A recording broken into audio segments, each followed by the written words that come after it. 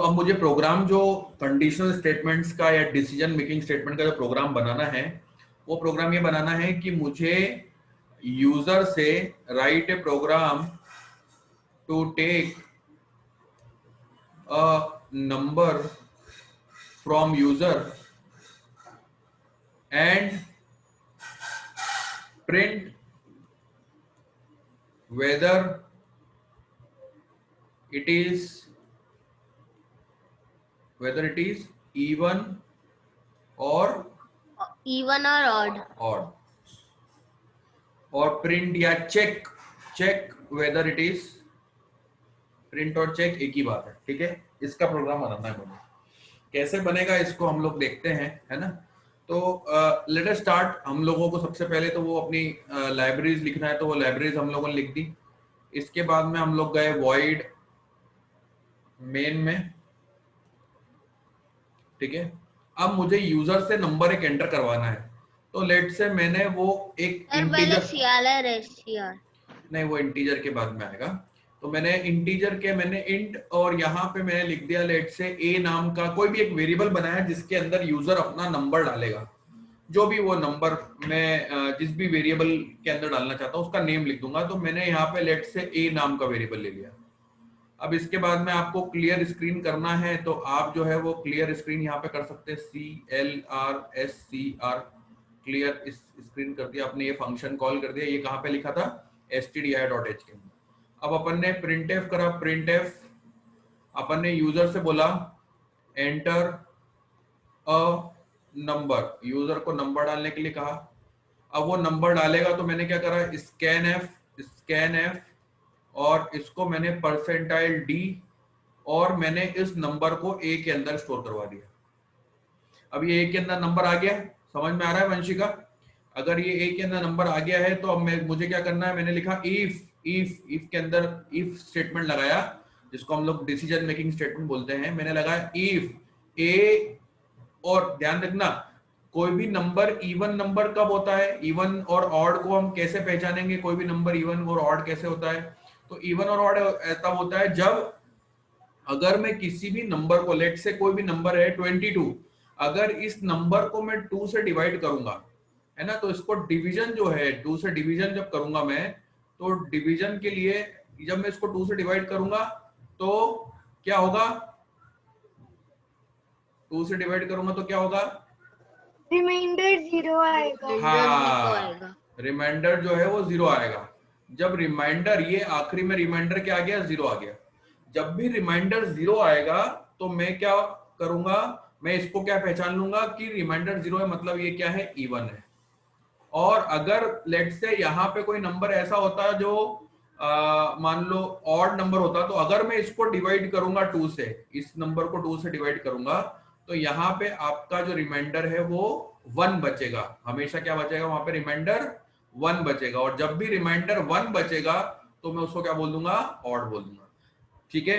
तो रिमाइंडर के ऊपर पूरा गेम है ना। तो रिमाइंडर पहचानने के लिए आपकी प्रोग्रामिंग में आपके पास में एक ऑपरेटर, एक सिंबल है आपके पास में, सिंबल है। उस सिंबल को जनरली प्रोग्रामिंग की भाषा में ऑपरेटर्स भी कहा जाता है। क्या कहा जाता है, ऑपरेटर्स। जैसे आपने ग्रेटर देन यूज करा था ना, ये भी एक ऑपरेटर था, मतलब अपने लिए एक सिंबल भी है, टेक्निकल भाषा में ये एक ऑपरेटर है। Less than, equal to, less than equal to, greater than equal to, ऐसे सभी जो है अलग अलग टाइप के ऑपरेटर्स हैं। जैसे जैसे आते आएंगे वो अपन समझते आएंगे उसको। तो अपन ने को अगर क्या बोलते हैं, रिमाइंडर निकालना है, तो रिमाइंडर के लिए अपने पास में एक स्पेशल ऑपरेटर है जिसको हम लोग ये परसेंटाइल ऑपरेटर भी बोलते हैं या मॉड ऑपरेटर भी बोलते हैं, जो भी आपको नाम देना है। इसको हम लोग रिमाइंडर ऑपरेटर नाम सिंपल समझ लो आप। तो मैंने क्या करा, ए नाम के वेरिएबल के अंदर जो भी नंबर आया था उसको मैंने रिमाइंडर निकाला 2 के साथ में, मतलब चूंकि 2 से डिवाइड करना है तो इसका रिमाइंडर किसके साथ में निकलवाना है, 2 से निकलवाना है। तो मैंने बोला ए को डिवाइड करो 2 से और रिमाइंडर निकालो, रिमाइंडर का ये साइन लगाया है और मैंने चेक करा दिया अंदर ही। अब ध्यान देना, अपन ने पहले भी यूज करा है एम ब्लॉक के अंदर, ब्लॉक प्रोग्रामिंग के अंदर भी यूज करा है कि if A equal to 2, A equal to 2 क्या मतलब है, ए के अंदर 2 को अलोकेट कर दो। और ए इक्वल टू 2 का क्या मतलब है, ए के अंदर 2 को चेक करो, ठीक है, तो मैंने क्या, जैसे ये एग्जांपल बता रहा हूं, दिस इज एग्जांपल, तो इसके अंदर जो है मेरे को क्या चेक करना है कि इफ यदि, इसको अपन हिंदी में क्या बोल सकते हैं, यदि ए को परसेंटाइल निकालो, मतलब इसका रिमाइंडर निकालो 2 के साथ में, और चेक करो इक्वल टू 0 है क्या। अगर इसका रिमाइंडर 0 है तो मैं अंदर आके क्या लिख दूंगा, प्रिंटफ, अंदर आके क्या लिख दूंगा, इवन, अंदर आके मैंने इवन लिख दिया। ठीक है, और ऐसे ही मैं एक और इफ लगा के चेक कर सकता हूं, ए परसेंटाइल टू इक्वल टू 1, और वहां पे और लिख सकता हूं, बट यहाँ पे यहाँ एल्स भी लगा सकते हो, यहाँ पे एल्स भी लगा सकता हूं, क्योंकि मेरे पास में 2 ही सिचुएशन है, तो इसलिए 0 नहीं होगा तो मुझे मालूम है बाय डिफॉल्ट क्या होगा, 1 होगा, इसलिए मुझे उसको बताने की जरूरत नहीं है। तो मैं यहाँ पे एल्स में प्रिंटफ लिख दूंगा, प्रिंटफ, और यहाँ पे लिख दूंगा मैं ऑड।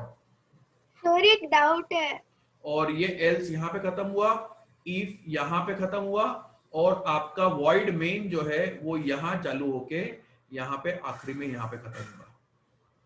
क्लियर है, इस चीज को आप देख लो। गेट सीएच नहीं है, हाँ गेट सीएच लगा देना, ये सब बेसिक चीजें बेटा, बार बार उसको अपने को रिमाइंड कराने की जरूरत नहीं है, जो बेसिक चीजें वो आपको लगाना पड़ेगा। ये गेट सीएच लगा लो, CLR SCR लगा लो। हाँ बेटा बोलो। सर ये आपने परसेंटाइल 2 लिखा, इसके बाद 2 इक्वल टू लगाने हैं, मतलब 2 बार हाँ लिखा। 2, मैंने वही तो बताया, अगर मैं किसी नंबर के आगे इक्वल टू, एक सिंगल इक्वल टू लगाता हूं, मतलब मैं क्या बोलना चाह रहा हूं, उसके अंदर 2 को असाइन करना, उसके अंदर वैल्यू डालना चाहता हूं मैं, ये समझ लो। बट जब मैं डबल इक्वल टू लगाता हूं, जब उसका मतलब क्या है, मैं उसके अंदर चेक करना चाहता हूं। तो डबल इक्वल टू क्यों लगाया, क्योंकि मैंने बोला कि ए को का रिमाइंडर निकालो 2 के साथ में और चेक करो, डबल इक्वल टू हो गया मतलब चेक करो कि क्या वो 0 है। अगर 0 है तो मैंने क्या बोल दिया, इवन है, और अगर 0 नहीं है मतलब क्या होगा, बाय डिफॉल्ट अपने को मालूम है 1 होगा, तो अपन ने लिख दिया ऑड है। ठीक है, जल्दी से फटाफट, मैं भी खोल रहा हूं, आप भी वो करो, क्या बोलते, अपना सॉफ्टवेयर खोलो और जो है वो बनाओ फटाफट, इसका प्रोग्राम जल्दी से बना के देखो, जल्दी से फटाफट।